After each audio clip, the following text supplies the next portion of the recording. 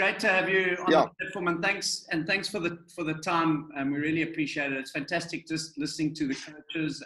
This is a coaching platform, and it's always nice just to hear where the guys are, what they're doing. But I mean, I've been watching your guys' T20 performances of late, and I mean, you're playing really good cricket. You guys must be kind of feeling good about where you are. I think, it's been a lot of hard work, a lot of strategizing. I think when I first took over, one of the biggest things I sort of realized was that the guys needed to upskill themselves. Yeah. Also try buy into a sort of a mindset change that we sort of wanted. When I came in, the skill set wasn't really there. The mindset was maybe more of just like playing, we call it a fisherman sort of style, Yeah. rather than going out and actually hunting for an opportunity. Yeah. So we had to try to change that sort of mindset quite a bit, and adapt the skills to allow them to play that sort of way as well. Getting into the nets and working on, especially to spin, how to be able to play a more aggressive brand against spin, giving the guys more options. And it was nice to see that when we went to Sri Lanka, the guys were sweeping, they were playing reverse sweeps, something that you haven't really seen from South African cricket for quite some time. But also from a bowling perspective as well, getting to a ground and being smart about it and not just relying on the good old fashioned, fast bowling sort of scenario. Yeah. If we get into a situation where we feel that the best bowlers for this particular wicket is going to be three spinners, we'll play three spinners because we've got three spinners. So I think it's a bit of a mindset change and shift, just to try be a little bit smarter, and upskill ourselves as well. And it's heading in the right direction. We're not the finished product at all. But it's nice to see the growth of quite a few players and the smartness levels that are coming through now. Yeah, that's brilliant. And I mean, you make the point, trying to build your plans, but at the same time, having the skills to be able to execute on those plans. Because I think you always hear a lot of chat around, okay, maybe you could do this or do that, but you obviously need the skills. I remember when we used to play, the Aussies, and they were able to, they had the skills to bat at 4 runs and over, and everyone said, yeah, you got to bat at 4 runs and over, but you got to be able to do it. You must be quite chuffed then that you feel that from a skills perspective, you guys are much closer to being able to reach or to be able to meet up with your strategic players. Yeah. So look, when we actually had the discussion, I actually said to the guys, where do we need to be in order to compete with the best in the world again? And they sort of looked through a scope and they put themselves top right, where they want to be this sort of hunter, artistic cricketer. Yeah. And then I said, okay, where are you guys now? And they sort of went very much to a scientist sort of fisherman sort of cricketer. And they all realized that they had to drag themselves into a territory that needed a bit of a change of a mindset. But also, if they want to play that way, then they need to give themselves a bit of time to upskill themselves to be able to play that way. So I think that for me, it needs to have the buy-in from the players. Yeah. The decision came from them. It didn't come from me. I just, as a coach, I try to drag them as close to where they want to be as possible. And I suppose it's challenging guys every now and again. And there's, with the game, especially in T20 cricket now, it's become so scientific with stats and all that type of stuff that you can actually literally say to a guy, right, so you're striking at 120. The world norm in that batting position that you're in, the world's best are probably at about 135. How do we get you to 135? It's not going to happen overnight. It might just be developing one more shot option for yourself, in a power play or outside of power play, whether it's a reverse sweep, whether it's a lap to seamers. So I think it's not changing the guy's game altogether. It's just making him realize that in order to get to where he wants to get ultimately, it's not going to happen overnight. And it doesn't mean that he has to change his whole game. It's just maybe getting one or two different options. On the bowling side, maybe developing a slow ball. One ball extra in your option list can change you as a player altogether. Yeah. And Bouch, obviously just watching a bit of this IPL, seeing quite a variety of conditions. And I guess every team is going to look at their squad and say, okay, do we have the skill sets for the different conditions that we've been confronted with? I mean, as you've said earlier, if we need to play three spinners, we can play three spinners, which is fantastic. But do you feel from a balance perspective on the variety of conditions that you're going to play on, that you're comfortable that all bases are covered?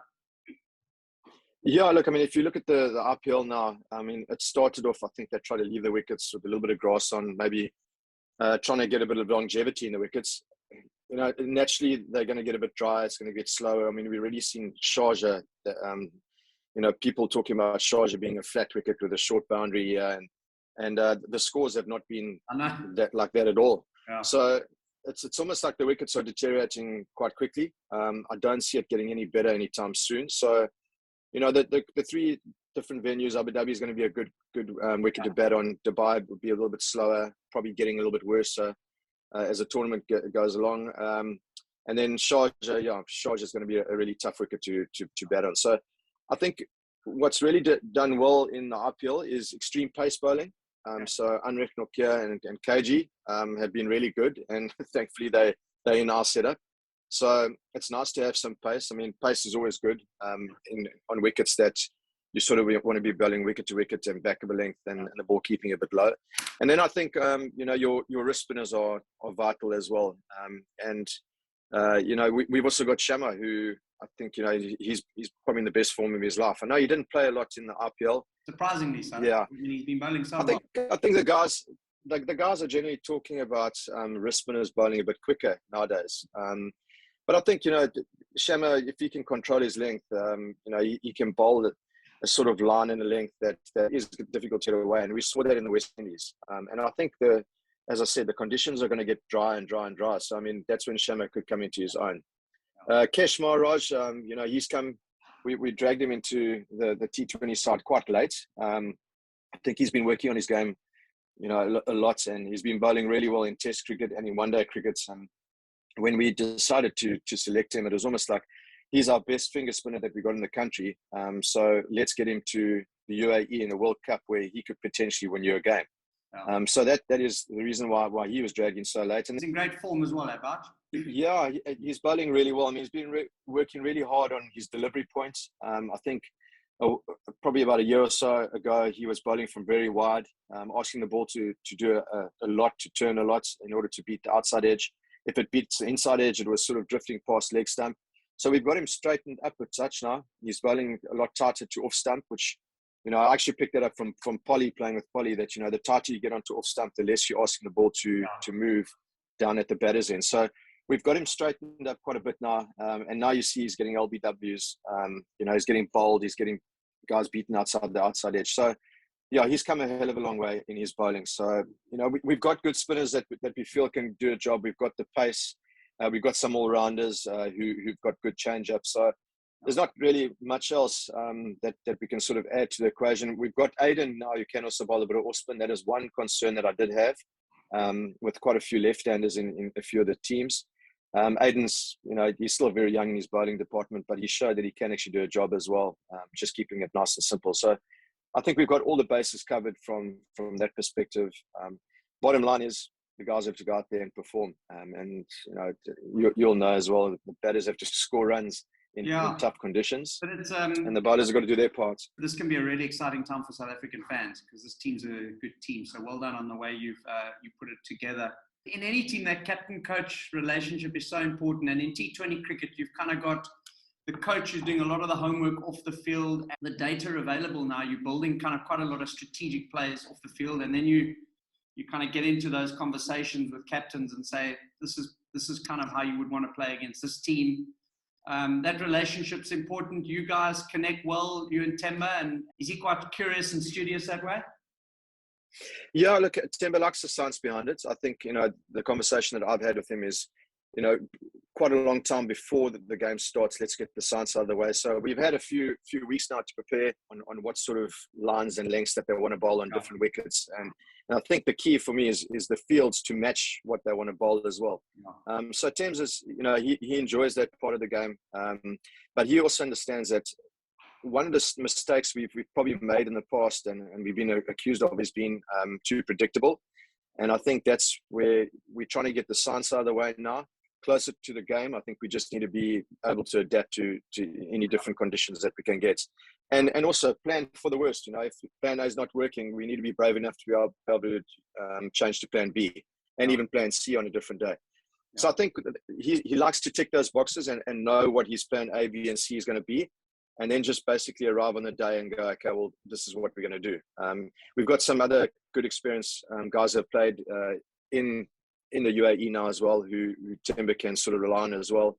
I think Kesh captained very well in Sri Lanka as well. So I know that Temba knows Kesh, knows the spin game very well, and good fields to that. So I think he's going to keep him very tight to him throughout this whole World Cup. What is your priority now? I mean, the team's got some nice balance in it. You've been playing good cricket. What for you is the priority? We're ticking the science box now, and then as soon as we get closer to the game, we need to just trust the processes that have been in place and bring energy. I think where we've probably been guilty in the past is maybe hanging too much onto this trust the process the whole time. But and sometimes when you want to do that, you sort of give yourself a way out on the energy side of things. Yeah. And I think if you have good intent and good energy, you can create some opportunities. So I think you need to tick a whole lot of boxes. We're doing the science, we're doing the prep, but we need to get the energies up as well. And you can't do that if the guys are tired come game day. Yeah. So that's probably why I'm guarding against panic training. In the modern professional team now, your head coach is like your CEO of the business. You're overseeing everything. You're involved in a lot of different spaces. Who the lots guys? Of meetings. Yeah, lots of meetings. Absolutely. Who the guys that you lean on just in terms of their specialist offerings to the players? I think every guy's got a role to play. We've got a good group of management guys. So, I look at my manager to try and run all the off the field scenarios, planning of net sessions and that. I've also got Rivash Gobind, who, specifically at this particular time where the science is quite important. I rely on him a lot to get to have the meetings with the players. I don't like to micromanage my team at all. Our medical guys, they are pretty much in tune with what the requirements are in these conditions and recovery and all that type of stuff. And then, I think the batting and bowling consultants and fielding with Ontas, the guys would just they understand what their job is. It's not something that's all of a sudden we need to change. I think that's key for me.